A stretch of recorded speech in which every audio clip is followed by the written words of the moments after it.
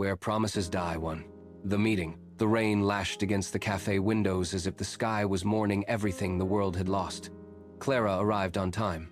As always, her navy blue dress was slightly wet at the hem, but her hair remained perfectly styled. She couldn't afford to look vulnerable. Not with him. Elias arrived 7 minutes late, as always. He wore the same gray jacket Clara had given him 3 winters ago. They looked like ghosts from the passionable to forget what they were, yet too wounded to return to it. "You look the same," he said, sitting across from her. It wasn't a compliment, just a sad observation. "And you look different," she replied, without smiling. They didn't touch. They didn't stare too long. Time had left wounds that couldn't be healed, with sweet words or shared coffees. Clara had written a letter.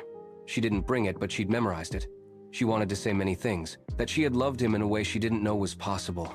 That she hated him for taking away a part of her she'd never get back. That she missed him. That she didn't need him. All of it, all at once. But she said nothing. "Are you happy with him?" Elias asked suddenly. "I'm fine." She lied. She was, or at least she thought she was, until she saw him again. Until she remembered the way her skin would tremble when he held her hand without asking. Until his voice reeled her in like a hook from a past she thought she had buried. "I saw you with him in the park a few days ago," he said. "Are you following me?" "No, I haven't forgotten you."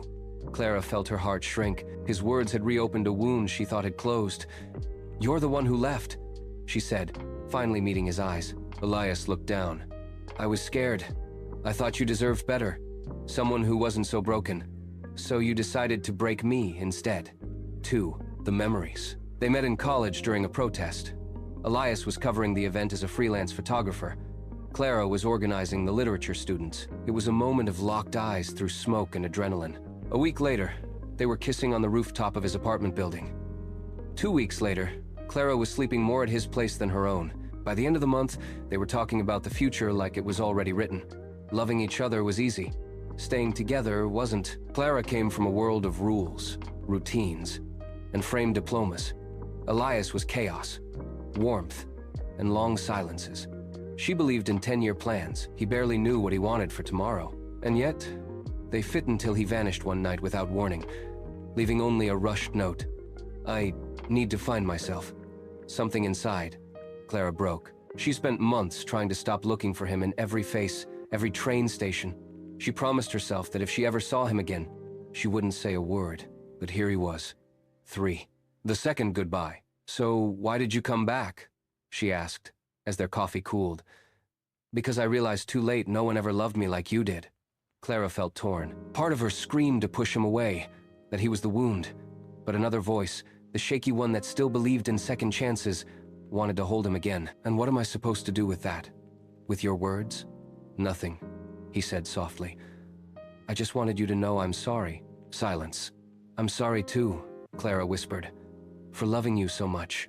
Elias stayed still, as if that sentence was the final bullet. Then he stood up. "There's a train in 2 hours. I'm going to Lisbon for a job. Just, if someday you ever want to come with me." Clara cut him off. "No." "All right." And he left. She didn't follow. 4. After Elias. Weeks passed. Clara returned to her routine with Simon, her partner. He was kind, stable, predictable. He spoke of the future like it was a to-do list. Clara listened, kissed him, smiled for photos. But at night, she woke up thinking about trains, about Lisbon, about the gray jacket. Simon noticed her distance, but said nothing. Sometimes silence is also a kind of love. Clara thought about writing Elias, but she never hit send. Until one day a call came from an unknown number. It was Luis, Elias's brother. "Clara? I'm sorry. It's about Elias." 5. The truth that breaks. Elias never made it to Lisbon. His train derailed near the border. The car he was in was one of the most damaged. He died 2 days later in the hospital without waking up. Luis told her they had found a letter in Elias's coat pocket, addressed to her. She received it weeks later. It took hours before she dared to open it. "Clara, if you're reading this, maybe I didn't make it, but I need you to know that every step I took was thinking of you. I didn't leave because I didn't love you.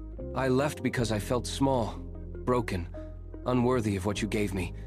But I've learned, love isn't about what we think the other deserves.